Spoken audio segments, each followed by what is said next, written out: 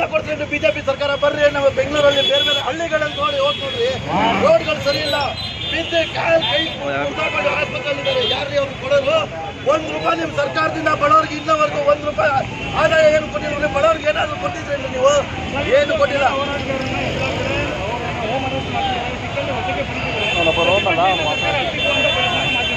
ನೋಡಿ ಸ್ವಾಮಿ, ಅರೆಸ್ಟ್ ಮಾಡ್ಲಿ, ಗುಂಡಾಸ್ಲಿ, ನಮ್ಮಲ್ಲಿ ಏನೇನು ದಬ್ಬಾಳಿಕೆ ಮಾಡ್ತಾರೆ ಮಾಡ್ಲಿ.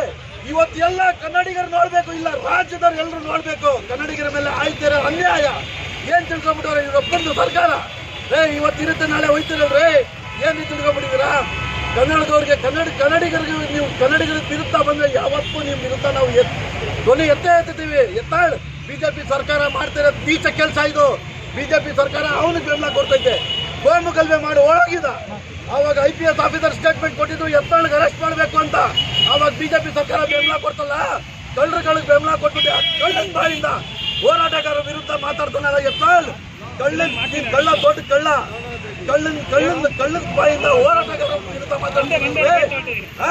ಸರಿ ಏನ್ರಿ ಇದು?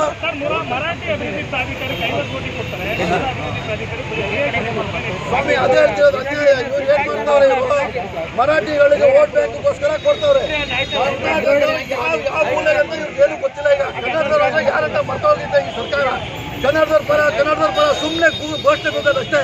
ಕನ್ನಡದ ಪರ ಅಂತೂ ಏನು ಒಂದು ಕೆಲಸ ಮಾಡಿಲ್ಲ ಸರ್ಕಾರ. ಈಗ ನೋಡಿ, ನೀವು ಹೇಳಿದಾಗ 50 ಕೋಟಿ ಅವರು ಪ್ರಾಧಿಕಾರ ಕೊಡ್ತಾರೆ, ಮರಾಠಿ ಪ್ರಾಧಿಕಾರ. ಕರ್ನಾಟಕಕ್ಕೆ ಏನು ಕೊಟ್ಟವ್ರೆ? ₹1 ಕೊಟ್ಟಿಲ್ಲ ಕರ್ನಾಟಕಕ್ಕೆ. ಈ ಸರ್ಕಾರ ಮಾಡ್ತಾರೆ ಅನ್ಯಾಯ. ಎತ್ತಾಳು ಮಾಡ್ತಿರೋದು, ಎತ್ತಾಳು ಹೇಳಿಕೆ ಕೊಡ್ತಾರೆ, ಎತ್ತಾಳು ಅನ್ಯಾಯ ಇದು. ಎತ್ತಾಳಿಗೆ ಯಾವುದೇ ನ್ಯಾಯ ಯಾರಿಗೆ ಕೊಟ್ಟವ್ರೆ ಅಧಿಕಾರ? ಎತ್ತಾಳು ಓಡೋಗಿದ್ರೆ ಅವ್ರ ಕ್ಷೇತ್ರದಲ್ಲೇ ಬಿಟ್ಟು ಓಡೋಗಿದ್ರಲ್ಲ, ಆವಾಗ ತೋರಿಸಿಲ್ಲನ್ರಿ ಎತ್ತಾಳು ಅಂತ.